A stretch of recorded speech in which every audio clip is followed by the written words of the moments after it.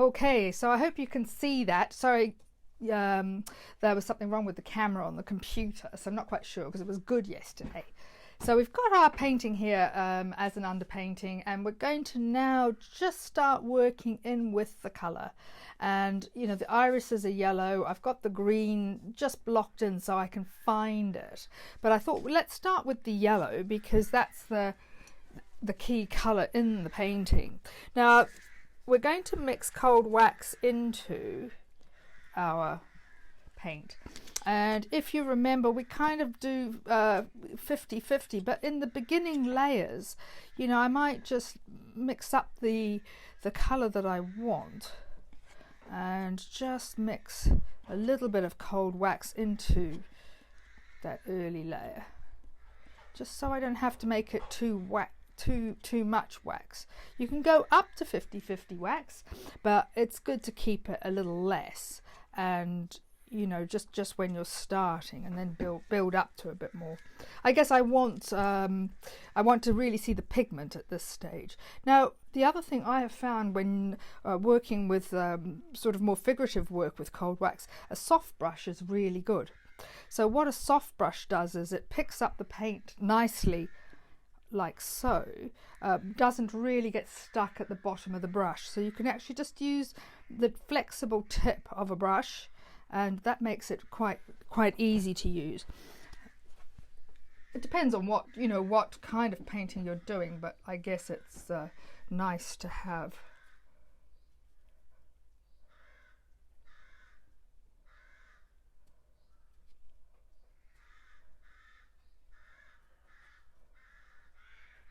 So I'm leaving a little space in the violet for it to come through, because I might layer that up with another colour, but at this stage it's quite nice to have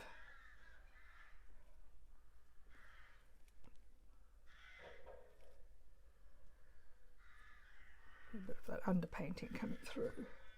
So this one is that one up there has a little more orange in it, so I'll stick to the more yellowy ones here. Try and work to the contour of the flower as well. That kind of helps build up the form.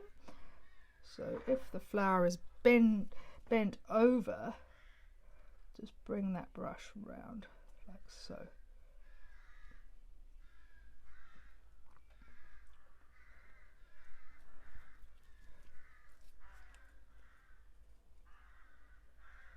I'm going to leave a little bit at the base of that. Bit more here again where it's bent over. I'm going to use the brush to really speak that form like so.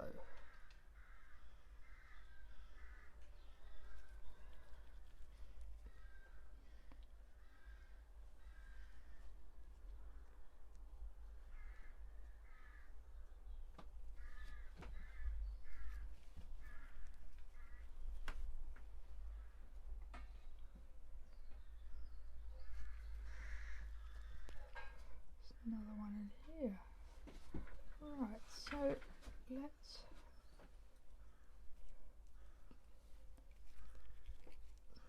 that has a little edge to it, so I'm going to put the edges in first so I can see that a bit clearer, and then come down to follow the form of the flower.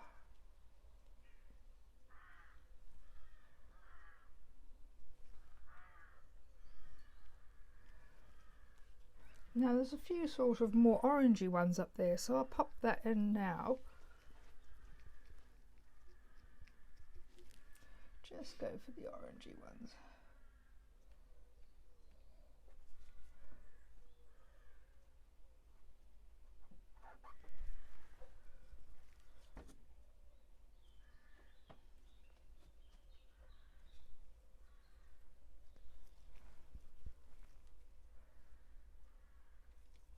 It's amazing what you kind of notice when you look closely. So at this stage I haven't added any white, I'm just working with pure colour.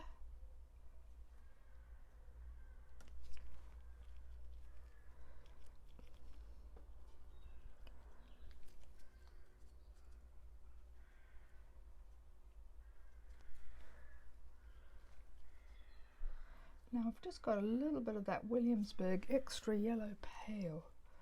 It's just quite nice to sometimes use that rather than mixing a white.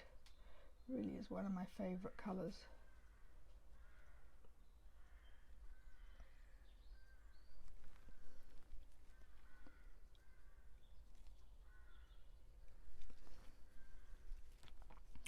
I often change these paintings once I've blocked them in. I think what I really like though is just playing around with just, you know, getting the structure so I understand what's going on, and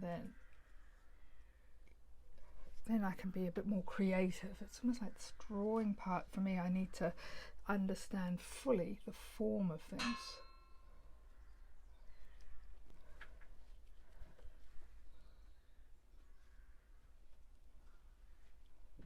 Okay.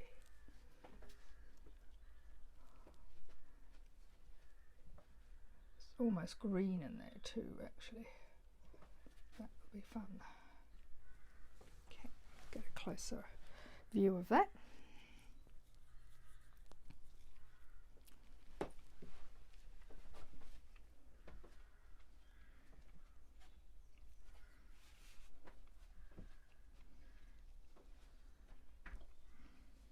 Are there any sort of questions about adding oil and cold wax together at this stage? I don't know how many people use cold wax in their figurative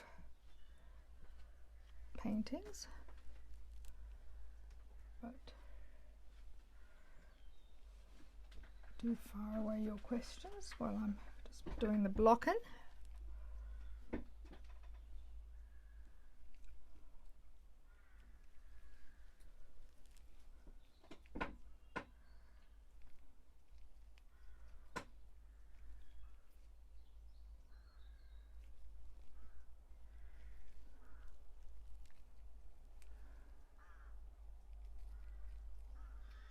Is the underpainting acrylic or saline? Yep, the underpainting is acrylic, so it just dried faster. Also, it has an interesting sort of tooth on it as well, the acrylic. It's got that pastel priming in it, so it's a little bit gritty. Andrew asked, how soft should the mixture be? It's probably like cream cheese texture at this stage. And Brenda, still 50-50 mix? Less than 50-50. There's probably about 90% paint, 10% wax in this phase.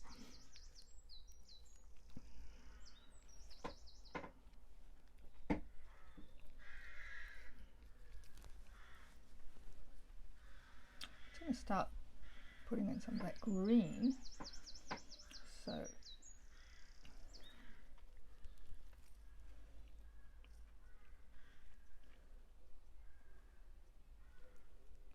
let's pop that in there. If you notice, there's almost a Japanese quality to the design, and that's no accident, because Bonnard was really interested in Japanese art, and he was very good friends with Monet. He was around after Monet, but he Bonnard had a house very close to Giverny, and he used to go and visit Monet in Monet's garden, and they used to paint together and talk about colour and plants.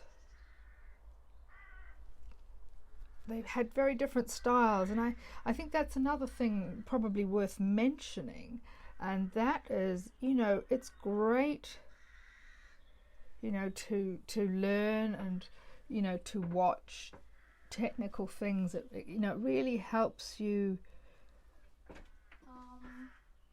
Andrew asked, would you add any other softening medium?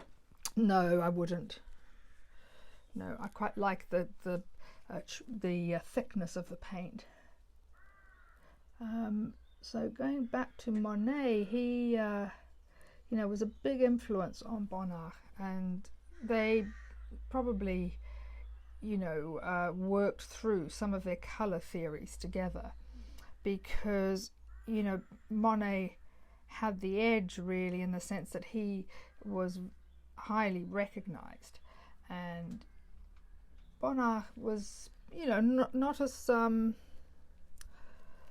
perhaps not as well connected there as Monet was. So I think it was a bit of a harder road for him, and particularly as Picasso was on the scene and had no time for this type of painting. So I think he really got sidelined. No, I'm using the paint pretty neat actually. I've got no mediums there. It's just pure paint. There's a lot of oil and solvents and things in paints anyway, so I find once if they warm up a little bit, you can use them straight away. People like Degas used to put them on cloths to dry them out a little. He liked working with quite dry paint, and I'm probably a little bit along the same sort of lines. I do like a density of paint until I maybe get to the final layers where I'm doing glazing. Now that would be different. Then I would change the consistency of the paint. But at this early stage, I want it quite almost like putty, so I can put it down and it sort of holds its form. So I've got a little bit of chromium oxide green here now, and I'm just mixing that with ultramarine. If you notice from our discussion from yesterday, Bonnard used a warm palette and a cool palette, and he kept his colours separate. So that's a nice thing to do, and I do it anyway, and I didn't realise Bonnard did it until I was doing the research, and it was it was quite fun, to discover that. So what's going on there?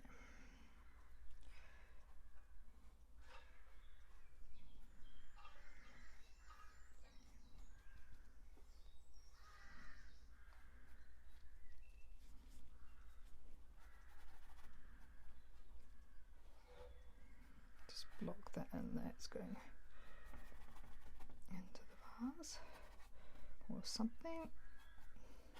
Not really too worried about the vase at the moment. I just really want to get the shape of the flowers there. So I'm sort of really just quite scratchy in some places, so it's almost scumbling the paint, as well as painting quite thickly. There's something quite fun about that.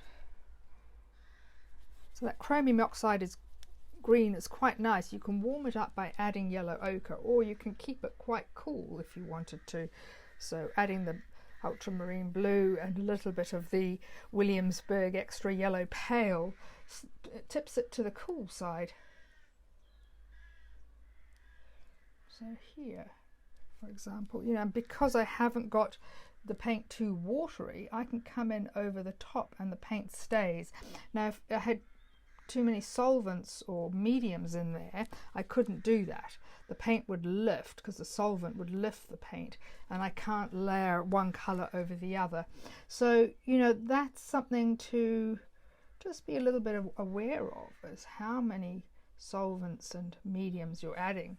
I know it makes it really easy to mush it around, but as you'll find out with the cold wax, we don't need to worry about that with cold wax. We can do that ourselves. So a little bit, just think across the form. Again, I might just pop some green in to the background. Now I don't need to have it all just sterile. And if you sort of look at Bonnard's work, you will see that there's very much a sense of things coming in and out of.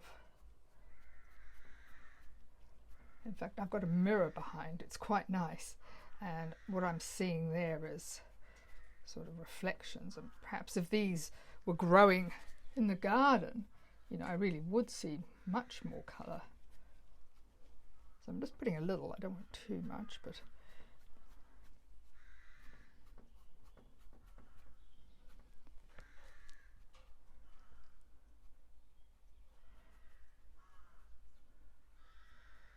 I've got control over the paint because it's not too thin. I think that's another thing that I quite like. At this stage anyway.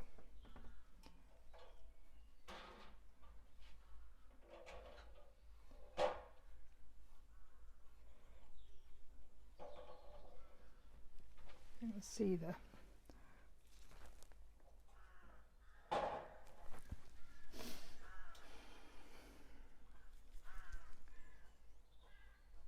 I blocked in the yellow first because I did want quite pure colour with the yellow, and you know, if you want to keep your colours clean, sometimes, you know, come in with your main colour, because it'll help that to look vibrant.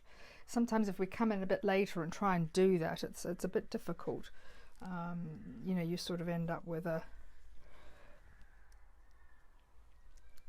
slightly dirty version of it. I'm just adding a little cobalt turquoise because the leaves that are behind are slightly bluer, and I need a few of those.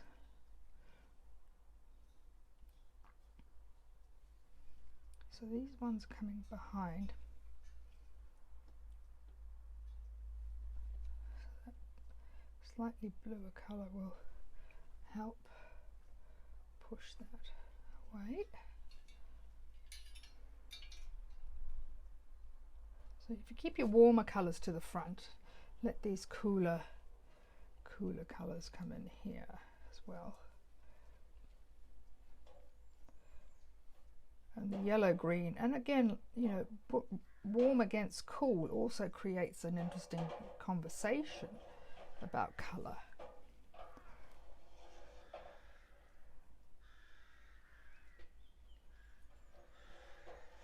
So just having that there is also interesting, and that kind of can go behind.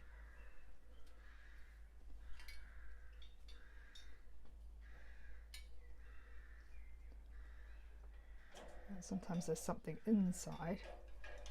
A bit like weaving with the violet as well, you can weave with any of the colours.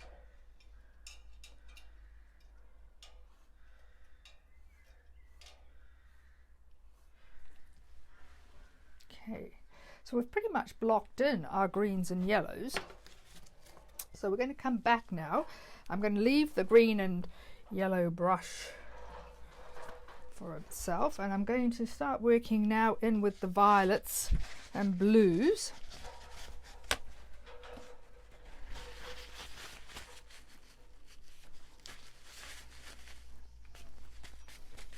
I've been using a brush quite a lot actually, so I've been enjoying the feel of that. Yeah. Really nice with the cobalt turquoise is from Williamsburg. Oh, not sure actually. Yes, it's the cobalt teal. They're all different actually. Yes, it's the cobalt teal. I found that cobalt teal works well with these greens and that yellow in particular.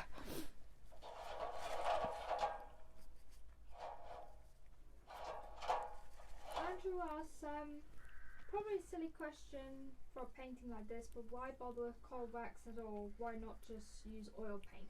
Oh, that's a very good question, Andrew.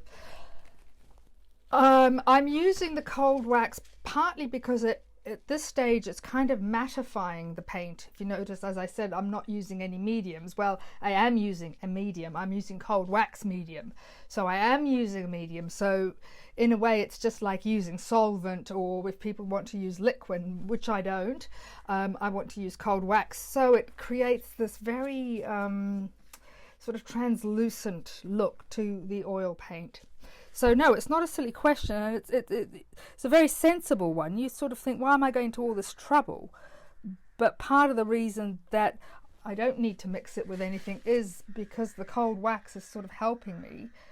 So this is, now I'm adding a little bit of white, but with the cold wax in this nice weather, you see it's working beautifully.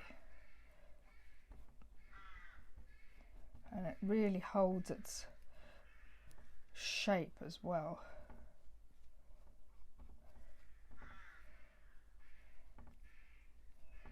So I might even in a few places come into the yellow or the green. So it's not looking too much of the same thing.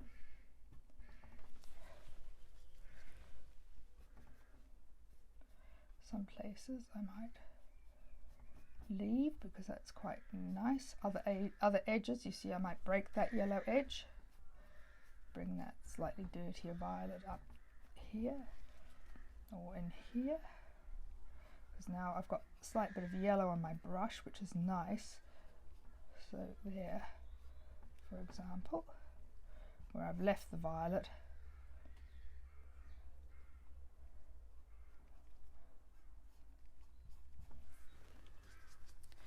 there's a whole sort of now a new dynamic setting up. I don't want background and subject.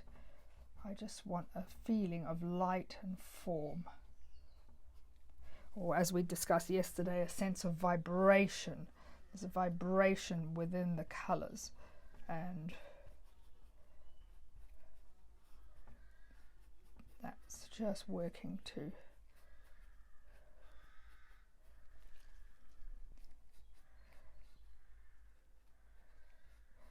If an edge is disappearing, I might bring that violet into it.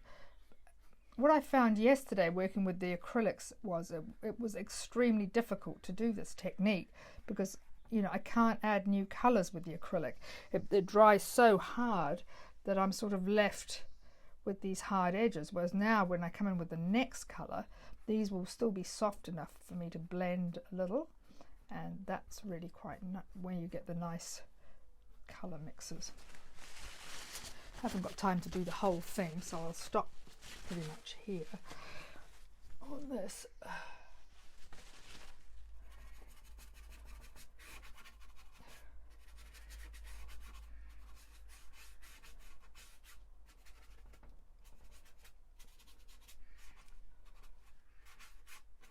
Pretend that's kind of window there. So the other part of it is these irises also have a very dark purple veining just in here. So I probably want to get some of that in.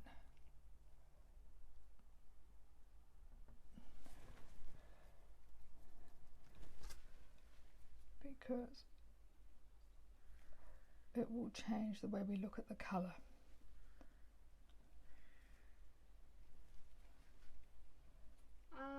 Karen asked, did you say how much cold wax you added? Yes, at this stage it's only about 10 to 20% paint, 10 to 20% wax to paint.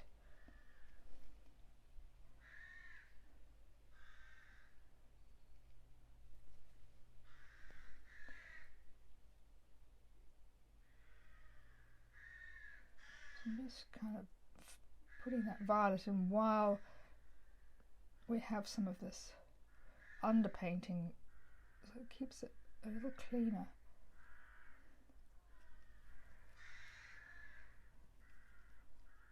Should we have something here? Might be worth exploring that at a later stage. And something here. So this is not botanical art, strictly speaking. It's not accurate enough for that.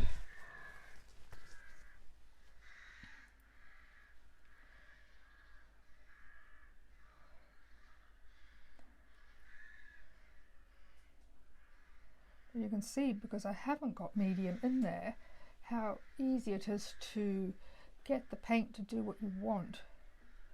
Now if I had medium in there, it's all going to slide away all over the place. You kind of lose your control a little bit.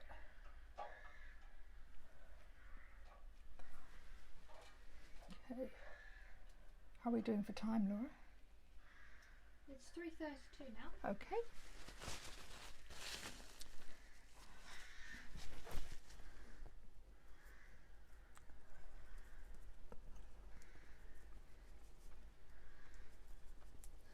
I'm just going to add another shade of violet in there, so ultramarine blue with a little bit of white and a little bit of the magenta. Just going to add some of that in here. It's a nice foil for the orange. So we're playing this blue up here because this is where we put the orange in for the iris.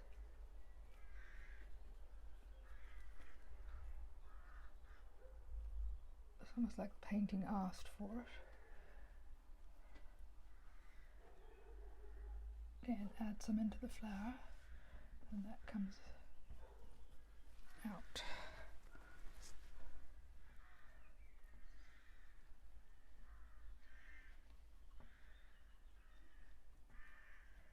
So you can see how that surface is starting to build up now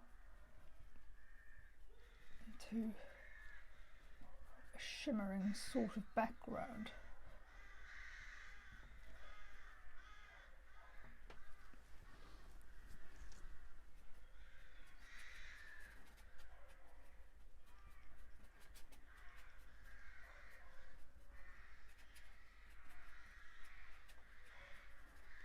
But because this is oils, it makes it so much easier to blend. Yesterday was very difficult. So if you are doing this project at home, I would recommend oils because I think his technique lends itself to. Karen asks, do you find flats are better to paint when adding wax? Yes, I do. I think the flats are so much easier to manage.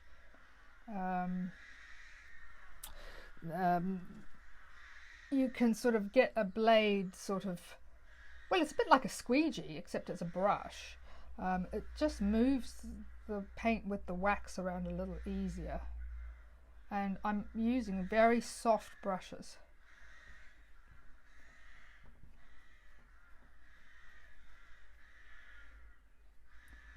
Because I just found that the bristly ones just give you lots of marks, but you know, it's very hard to get detail or to work in a close manner like this. Is it quite a soft brush you're using? Yeah, very soft. That's wonderful. Yeah. Aileen asks, were the cool and warm palettes discussed earlier? Yes. That yesterday.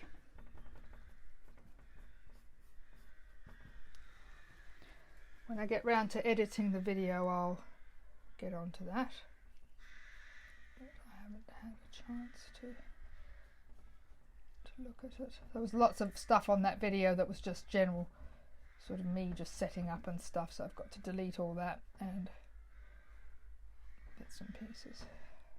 Yeah, so warm and cool palettes help to keep your colours clean. So these blues are, you know, very clean because they haven't got any yellow in them. The only yellow is coming from when it touches, like, you know, a leaf like this, then the yellow comes in. It's quite nice to do that as well. So there's a little sense of that violet coming in there.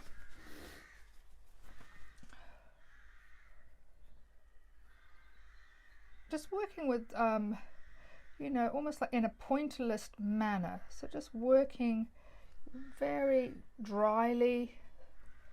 Well, it's almost like I'm working with pastel, actually. It's a very strange process.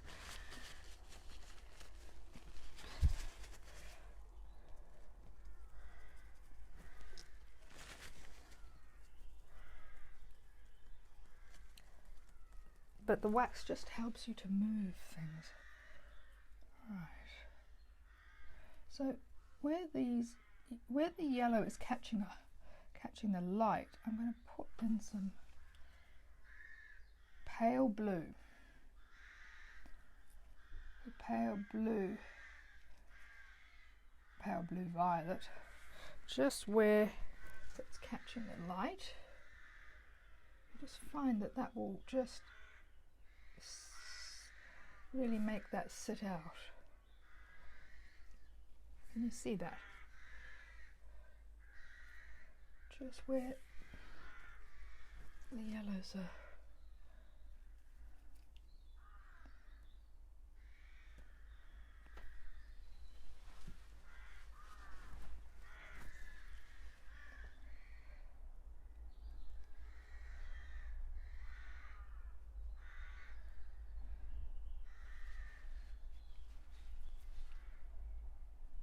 Sometimes it's just a dot. Sometimes we don't need a lot. It's just a point of something happening. I quite like that. I'll just get a little point of something. You could also use oil pastels actually. That sometimes gives you an interesting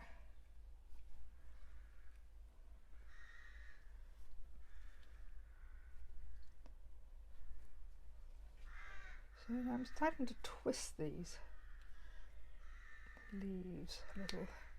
It's quite nice when you get some little curls, and especially in the irises that often happens.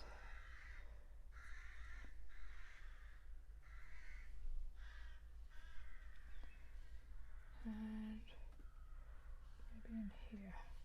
So, you know, I'm just being very, very loose with the brush. I'm standing quite a long way back too, so that's you know, that's also nice. I'm going to just add some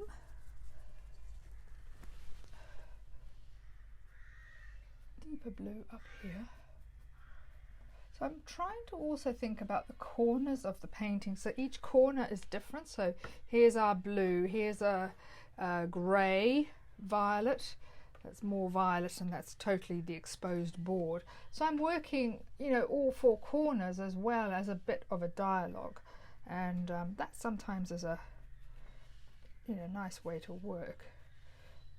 Ron Ard often has a grid in his paintings, so I was thinking about something like that's a window edge or something. Now, if I like to at this stage, I'm going to get wax. So this is just pure wax, just a tiny bit of colour.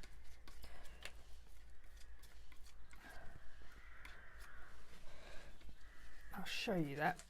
So what I have here is I've got pure wax with a tiny bit of colour. So I've just taken this, just put in a tiny bit of blue, just like this, and get my squeegee. Linda asks, is Zest mineral spirits non-toxic to where you don't have to worry about fumes? It's as strong as a cleaning product, like, you know, any kind of cleaning product that you might use in your kitchen or something. It's limonol, which is what you would find in those products. I wouldn't deliberately go around. If you're allergic to solvents, I think try it a small quantity first. I don't have any problem with this, and I have problems with other solvents, so that's why I've ended up using this. So would you be able to buy the Zestit products if you live in the US? yep, you can buy them on eBay. Shipping's a bit slow at the moment, but you can buy them on eBay. Why I have a specific reason why I use it, apart from the fact that I'm not allergic to this, but they're non-flammable, so I can travel with them, and they are not harmful to the environment. They're not petroleum. It's not a petroleum-based solvent, and so therefore, if it does get into the water supply, it's not the end of the world. It's not going to poison animals. So because I live by a river, I have to be very careful with what I use. So I'm very careful as to trying to limit my solvent. So you can see I'm just adding this wax now over the top, softening some of the edges and some of the paint. You can always come in and put stronger. Ooh, I might leave some bits, you know, it's lovely to have some bits. But there's a kind of a blue in here, so it's just pushing everything back. This is what I call a first pass painting. So I've gone through, I've painted it, I'm now knocking it back, and I'll come through with a second pass of paint over the top, and then over the next sort of 4 weeks or so, then I'll come back and glaze it when it's dry. I don't want to glaze it when it's wet because it'll all lift off. So it's quite good to leave it and have it completely dry before you do the glazing part. I don't know, do any of you glaze your paintings? Are you interested in finding out a bit more about that, or just let me know? So if that was the first pass and it was a little drier than this, you see, then I come in again and reinforce what I want, but you've got this wonderful sort of transparent glow underneath the painting, so I can, you know, lift into it now. You get so much dimension in the paint. So first pass, it's People want to know about your glazing. Oh, do they? Yeah. Okay, so that's a whole complete lesson, and we can do that for sure. I would probably do that by a Zoom tutorial. I think Facebook's a bit dodgy, as we experienced at the beginning of the live here. Loads of people want to know about cold wax glazing. Oh, do you? Okay, all right. Lots of people. Okay, so I'll do that as a proper Zoom tutorial if you guys are really interested in that. I think it's just it would be frustrating if I started all that up and then the video collapsed. So I think you'd probably be as frustrated as me. So let's do that. We'll plan for that in the next. I have to leave this to dry for about a week or 2 weeks, if you don't mind, and then we'll probably come back and do some glazing on something we know. I might do it as a tutorial, and then if you have a painting that you've done, you know, bring it to the tutorial and we can work through it bit by bit, if that sounds okay. I'll set it up and then you can do a sign up on my website or something on it, because it's a little complicated, but you do need a dry painting. You can't do it with a wet painting, it'll just all lift off. So should I say if people send their email to you? Yes, if you want to just contact me via my website, Nikki Heenan, www.nikkiheenan.com, and I will put you on the list for the glazing workshop, and then and I'll do it a couple of weeks before I run it so that you have a dry painting to come to the workshop with, because otherwise I think it's a bit of a problem, or I mean, unless you're quite happy to watch me do it, but you might want to work on something yourself, because that's always fun, isn't it? So now I'm coming in with a second pass. I wouldn't normally do this so soon, but it's really fun because I'm getting so many different layers of the yellow and the orange coming through.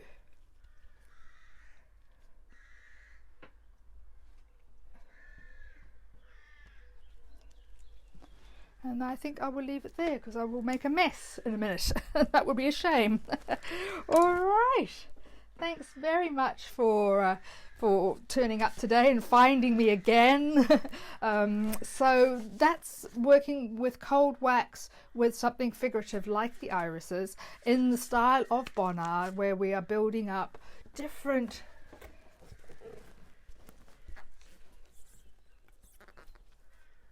surfaces. I'm holding my finger there because the camera will then focus on my finger, hopefully. Is that focusing? Yeah, that's good. Good. Yeah. Okay, so you can see that close up. I'll build up a few more layers on that so that it gets to the same thickness as the irises here. So the irises I've painted and then I've glazed as well. All right, so you can see why that transparency really lifts things. Okay, thanks for joining me. There's going to be no broadcast tomorrow. Unfortunately, we have to vacate our flat in London, so I've got to pack it up, and so I won't be able to do a broadcast, but I'll be back in the weekend, so 3 o'clock Saturday, and I'll be on my Facebook page. Okay, bye.